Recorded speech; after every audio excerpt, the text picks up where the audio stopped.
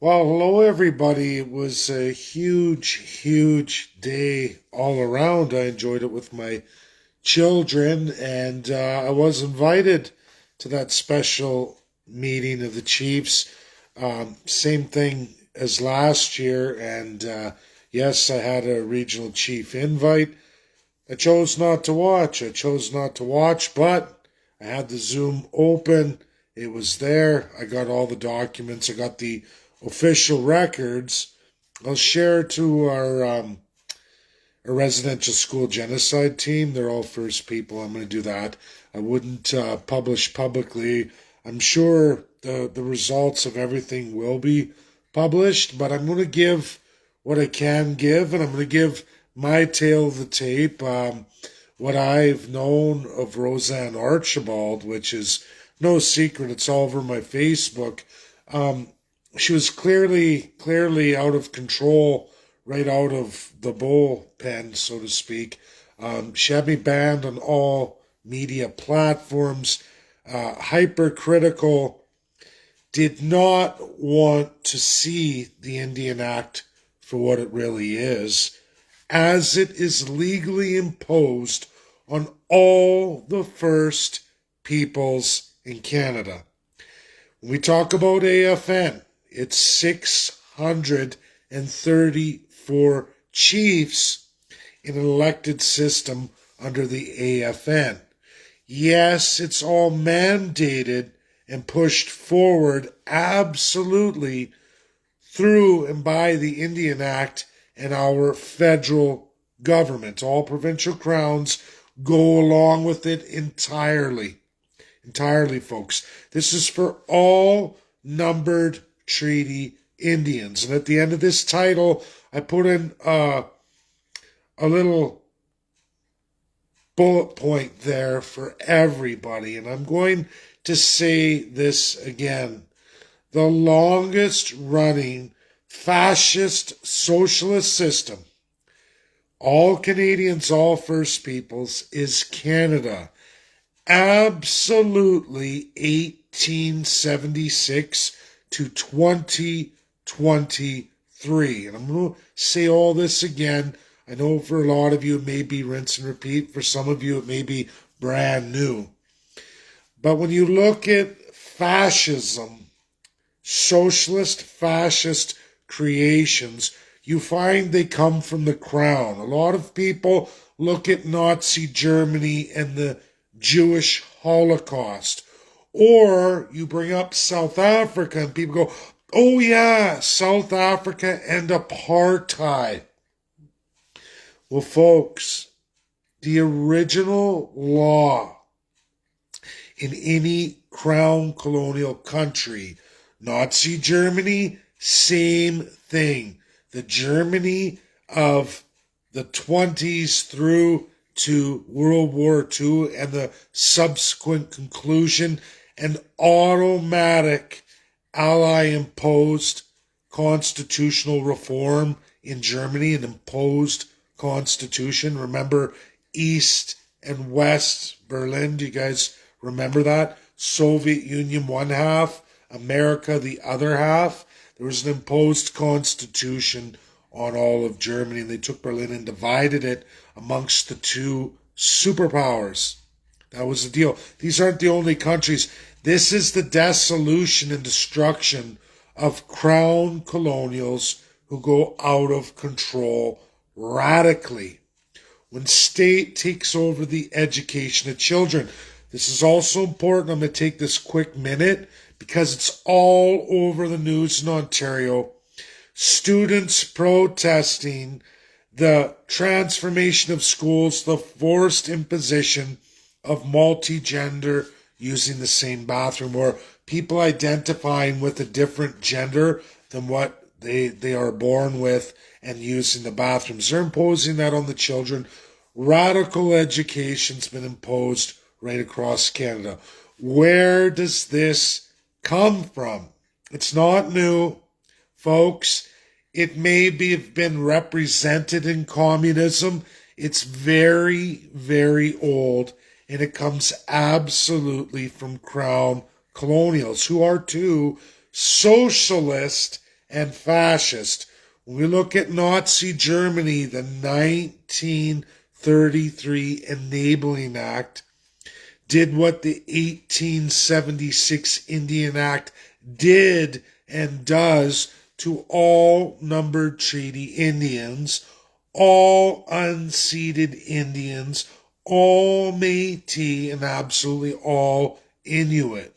If anyone wants to argue, I'm sorry, the law is the law, and you can't have the Arctic ICC, Intercircumferential Polar Council, without the Indian Act. You can't even have Métis without the Indian Act. They come part and parcel, no matter what any red-skinned North American first person, meaning the first peoples to inhabit this lands, are bound to.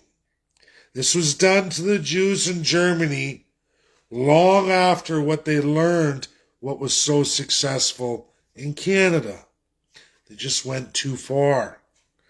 When you look at South Africa, there's the Apartheid Act 1953. A bunch of subsequent preceders, and then subsequently the Apartheid Act of 1953. South Africa took the Indian Act and created that for the South African First Peoples, the original inhabitants, the majority. They too took that from Canada. Why? As was Nazi Germany, also a crown colonial constitutional monarchy, absolute out of colonialism. In fact, Germany was one of the colonials, a late stage colonial, hundreds of years after UK and France's great successes, Spain and Portugal's great successes. In fact, Denmark's great successes. Germany said, me too. I want to enforce this. And they did. And in later stages leading up to World War II, Hitler took great education from Canada, the 1876 Indian Act. He used that. He did that. We look at AFN, Roseanne Archibald. I found her extremely radical the day she was elected. I was there for that too. Folks, did you know that today's vote was historically the lowest turnout of chiefs recorded, at least by me personally, as an attendee, as a spectator? It was the lowest voter turnout in the last three by massive, massive margins. So big, in fact, guess what? They match Alberta's last election, and then some.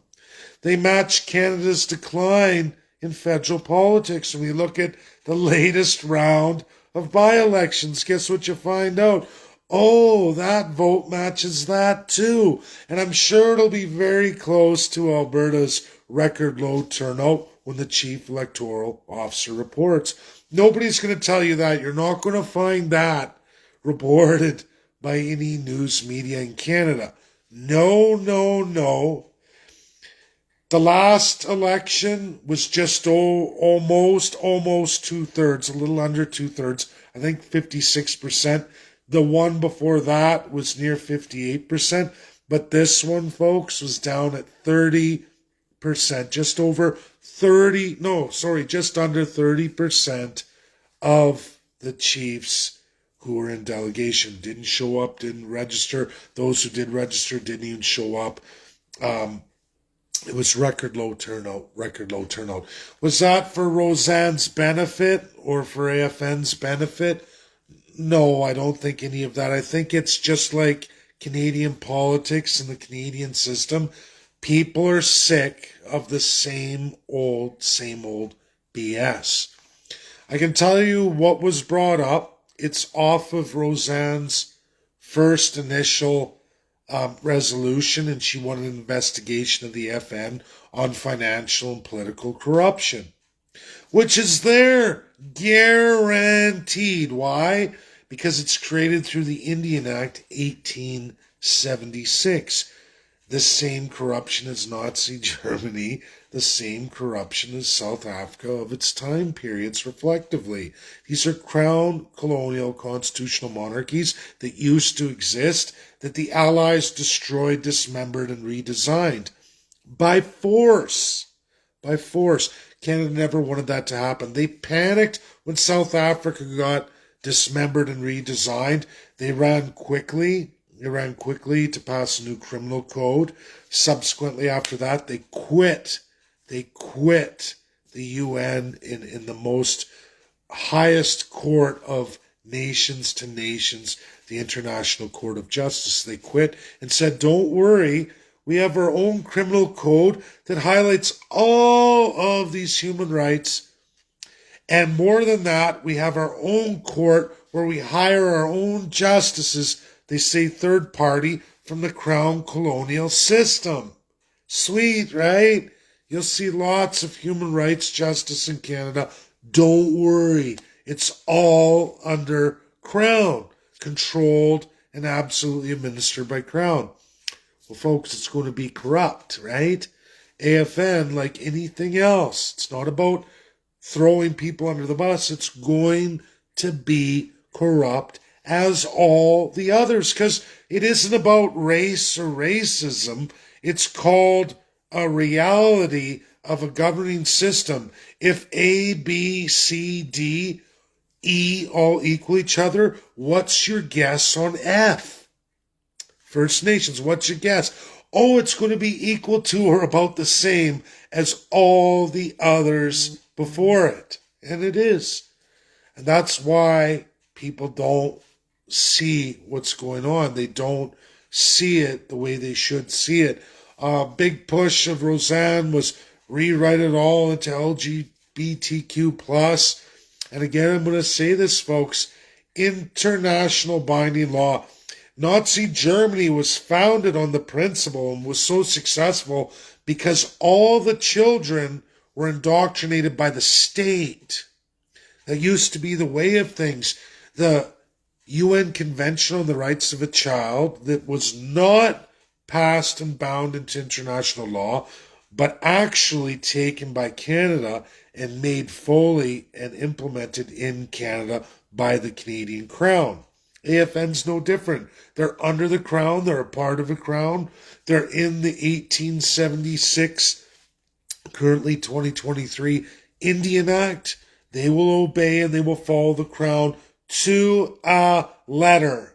In all its evil, all its corruption, all its bad dealings, and including and not limited to all the problems that we're seeing in Ontario with children literally striking, and then having adult male LGBTQ come to rally against children.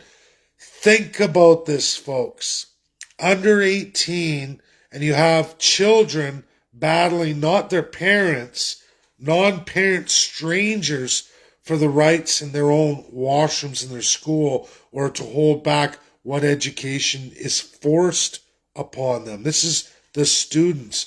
And that is all in the 1876 Indian Act, as it was the 1933 Enabling Act, as it's in the 1953 Apartheid Act. And this is your Canada 2023, not 1933, not even 1953. This is your Canada 2023. AFN is just as corrupt as the Crown itself. Nothing can change under Crown. In 1948, post-World War II, when the Allies dismembered and destroyed Germany, and they're not the only ones, folks, it actually goes through a crap load. It's why we saw the Soviet Union and USA go through a Cold War as they went around the world doing battle with all kinds of colonials. And they fought each other on colonial holdings, dismembering and redesigning them.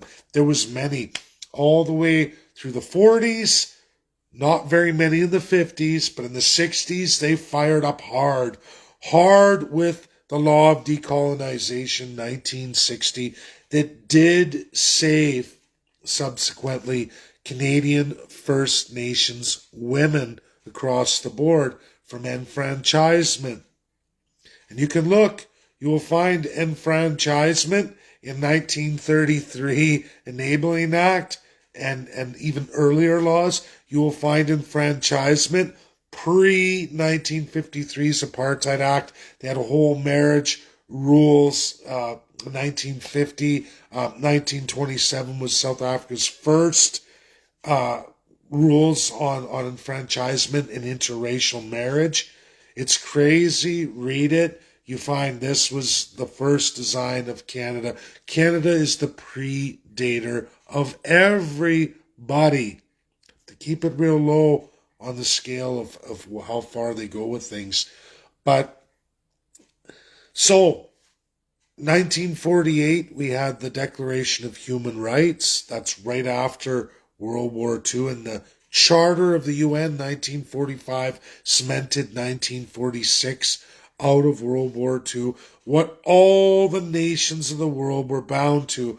And when you get to the Human Rights Declaration and subsequent Geneva, Vienna, we can go through so many, all the way up to decolonization, 1960, and way, way beyond.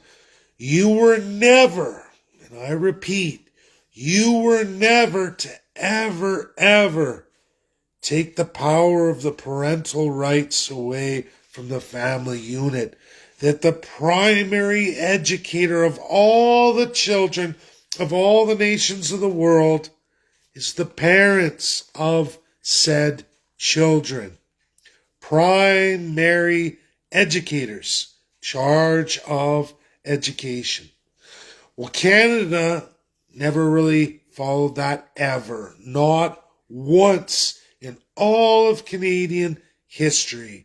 And we can go back through 1876 all the way till just 2018 and all of the residential school genocide. More than that, we can look in the early 90s under Brian Mulroney. You can look at the Convention on the Rights of a Child. Sounds really nice, right? It's not. It's the right of the state to take the child away and administer the education of the child if the state deems it necessary. There goes every Canadian and all First Peoples' rights to the primary responsibility of educating children. Now, that was a vetoed law. That wasn't put into international binding law. But Canada has always, as it's designed since 1867, a crown colonial constitutional monarchy of the old British Empire. And it reigns the same as it did that day as it does today. And you can look at the 1948 Declaration of Human Rights, designed and established so that a thing like Nazi Germany would never happen again. Never again. And to solidify that, never take the rights of parents away from their children, because they're the fundamental unit of society, of the people. Well, Canada's never had that, never will have it, and made sure many years ago to remove it forevermore. Don't believe your conservatives, don't believe your liberals, don't believe your NDP. A lot of people try to argue with me that in Canada, in a constitutional monarchy based in a crown colonial design of the ancient British Empire, that somehow there's fractions of socialist or fascist, or then there's the ideal candidate that we should all vote for. Folks, under crown, there is nothing but divine socialist plus divine fascist, as was Nazi Germany, as was South Africa. And I will use those two countries. There are literally a good third of the world's nations today who are still designed and in that system today. Many were removed, but many, many more must be done. Gross worst of the world, Canada by far the worst and largest source of it in the entire world. We're Canada 1. You can go to London, the Manchester Canada 1 Tower.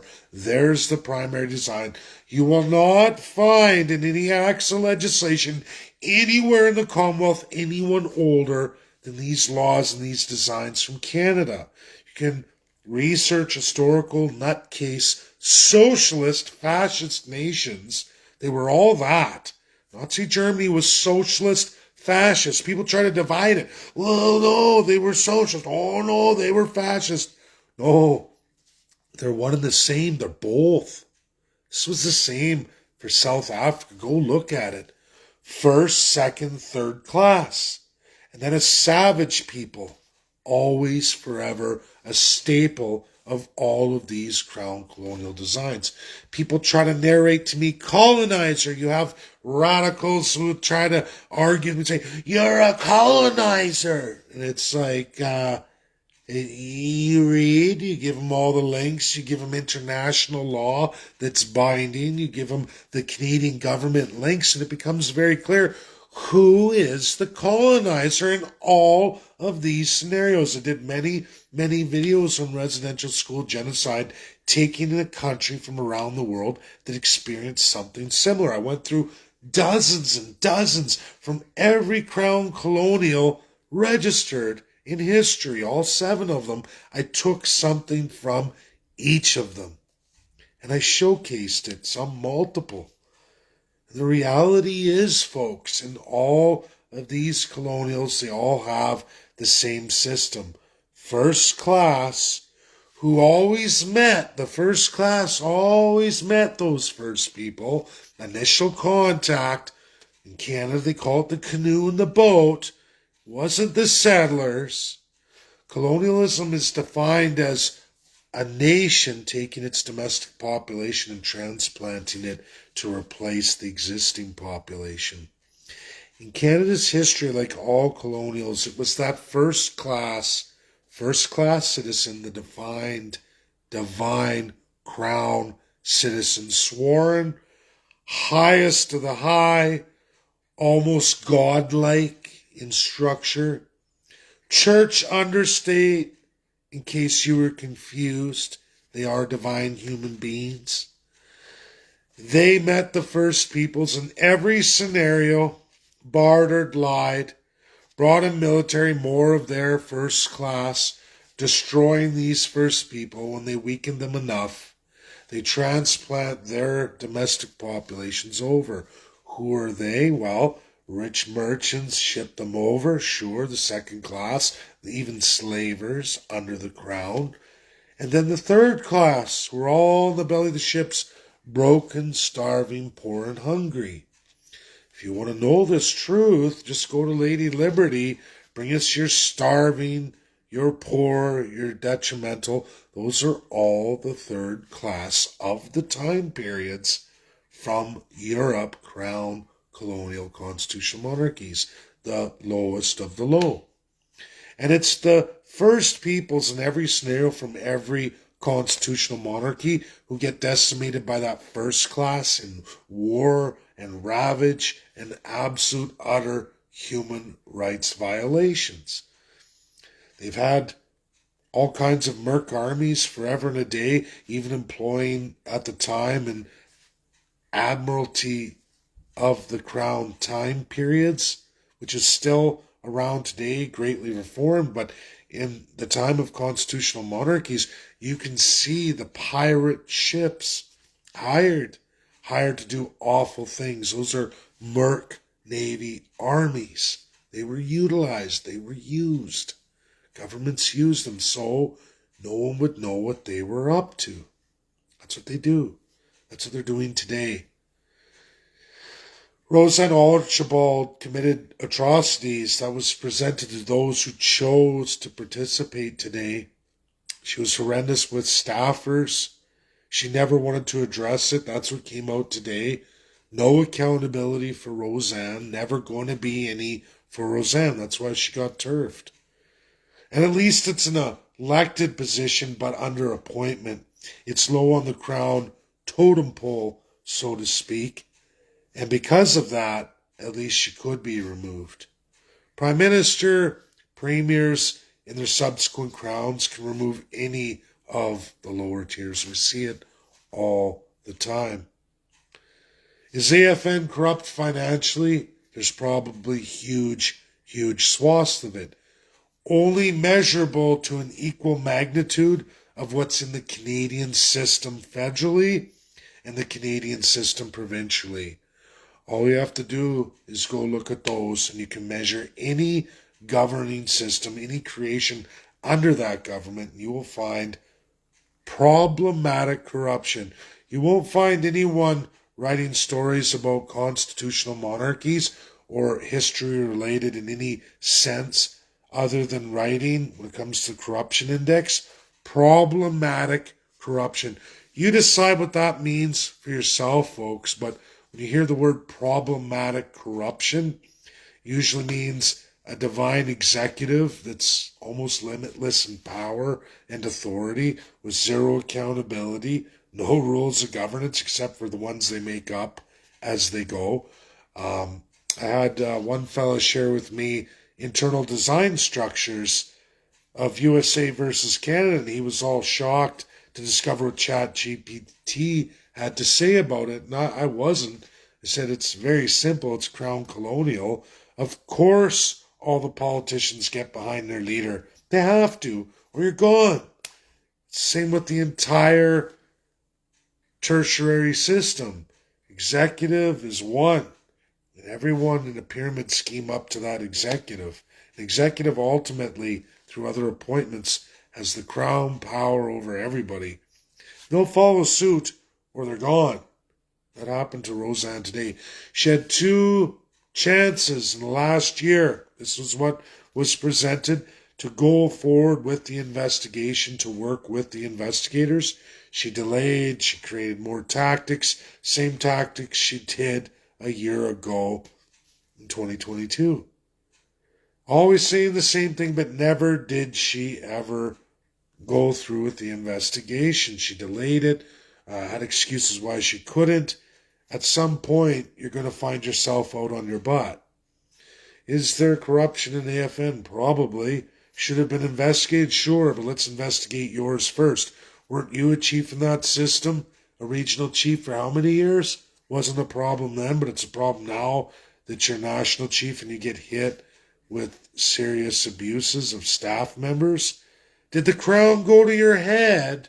Oh, certainly it did, like it did Juliet Payette's, as it is to Justin Trudeau, as it was for Pierre Poilievre, as it will be for Jagmeet Singh if he gets it.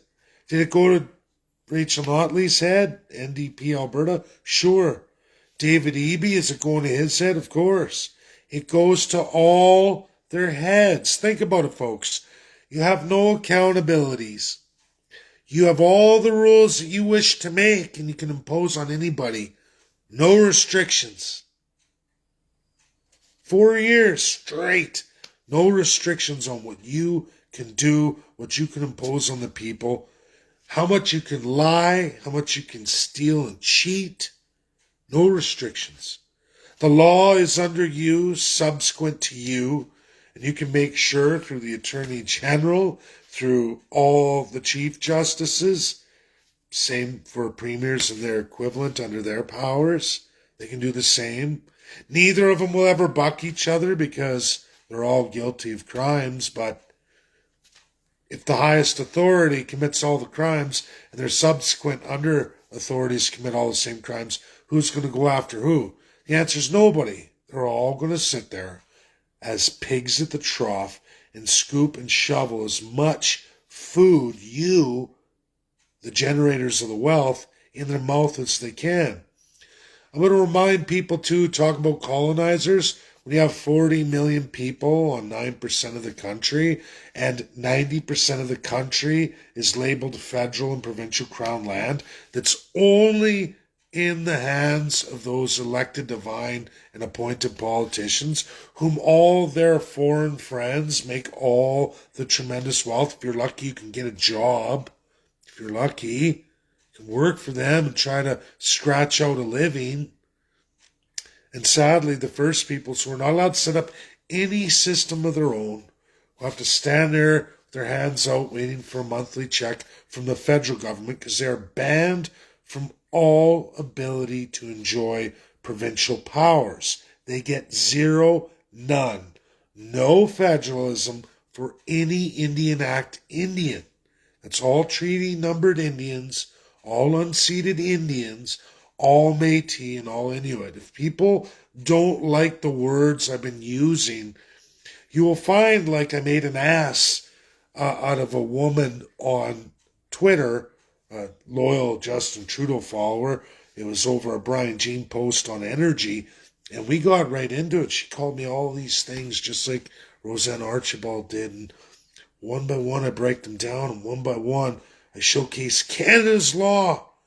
Not only Canada's law, but what Canada has published, the CRA, the word Indian, why they use it, and why they use the Indian Act, and why. And they go through all the financial reasons why they will never use the word Indigenous, and they'll never use the word Aboriginal, or First Nations, or First Person. They will stick with Indian for every single group on financial business, CRA. And they won't break from it. Why? Because all the First People are under the Indian Act 1876. Arctic, Inuit, Métis, numbered and unceded Indians, doesn't matter. They impose it. Like who else? Germany, as it was Nazi Germany, as was South Africa under apartheid. Constitutional monarchies. The two greatest examples. Laws in this title, you can all go through it. Share because all this is credible. Share because it's real and verifiable. And I'm telling you what the media doesn't tell you. Historical low turnout. Will the AFN do its investigation? No. Did Roseanne Archibald let the crown go to her head? Yes, within a week or two, she was a crazy nut job, just like who else? Justin Trudeau and all the rest. Doesn't matter which culture, doesn't matter which race. The power of the crown will corrupt absolutely. That's why there is no difference in races. Human beings are human beings, and they're all subject to corruption. And in the crown colonial constitutional monarchical system, doesn't matter who you are, where you come from, what religion you profess to be, what cultural experiences you profess to have, 80% of human beings who experience that power, that crown bestowed upon them, will become corrupt. If you don't believe me, just read all the tremendous history of France and the UK as the British Empire over many, many hundreds, even 1,000 years. You will find the truth over and over again. It's sick. It's wrong. Countries are wise to get rid of it. I don't know why in 2023 it's a celebration in Canada. I don't know why First Peoples don't wake up to the fact you're on 0.2% of your country, an extremely large amount less than every American Indian in the United States of America, whom all have self-governance, self-determination. They're basically more than 155 nations within a nation. They all have the power of a state inside states, as well as a federal ministry to back it up. They're enjoying real federalism. They created, they invented, and they enjoy today. Not the Canadian First Peoples, who are all the same peoples. That's my video. Share. Get it out there. I'm glad Roseanne's gone. She was corrupt. She was poisoned by the crown. Was her original resolution justifiable? Of course. Just like every other resolution or idea any Canadian has that talks about corruption and the filthy greed of government. Of course, in the constitutional monarchy, of course. Through the Indian Act 1876, yes, if you've never read it, read that document. Read that law over all the First Peoples, the savage peoples. Again, not my words, the historical words of every parliamentary party who ever dealt with it.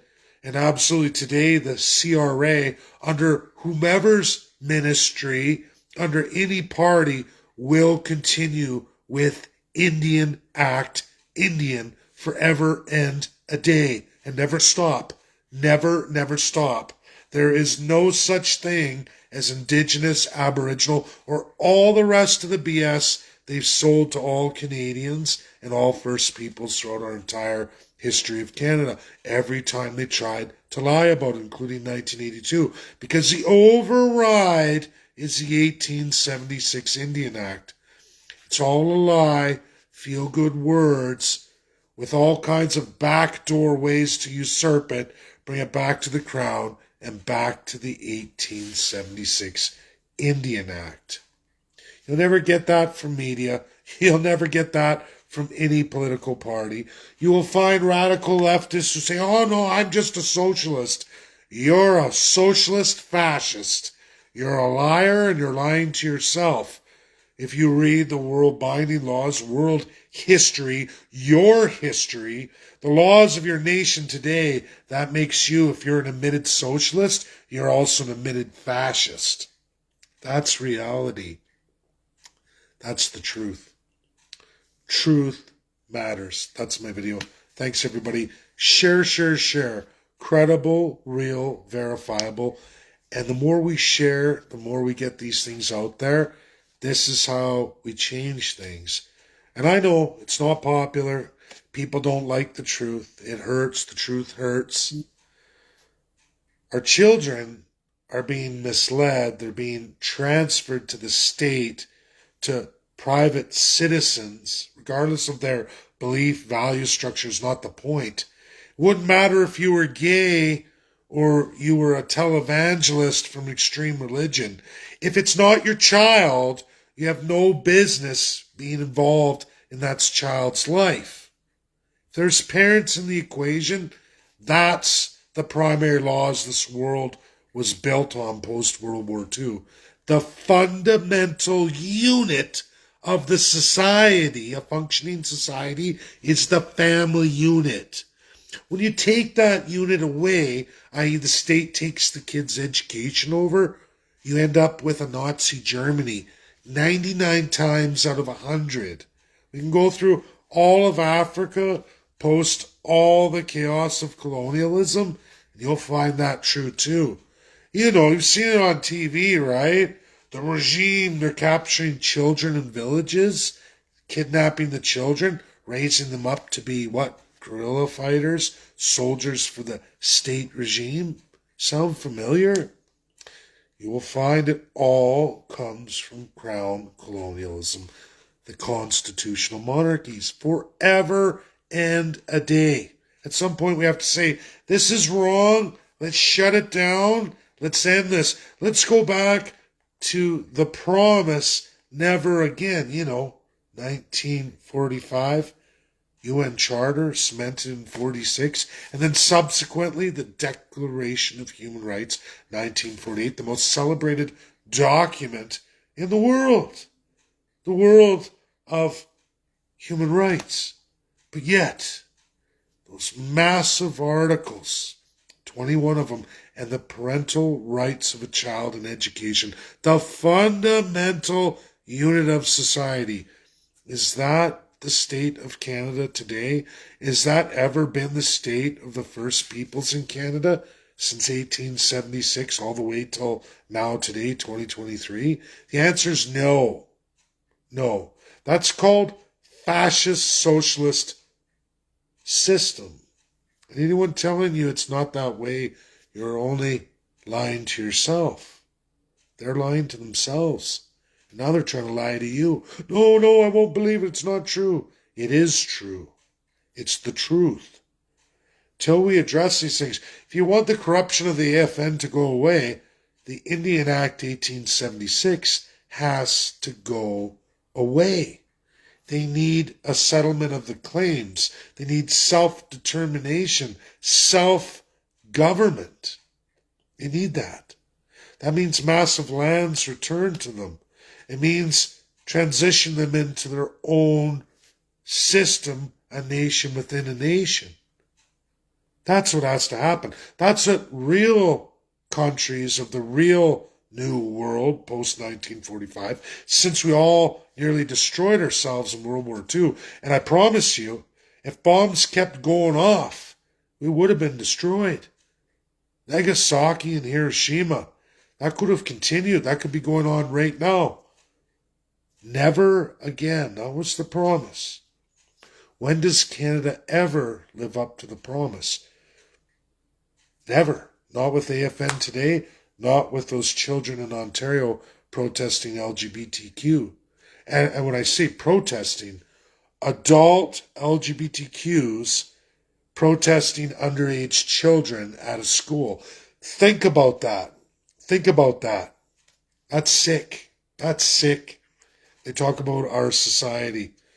Why are those children with strangers protesting adult strangers? Think about that.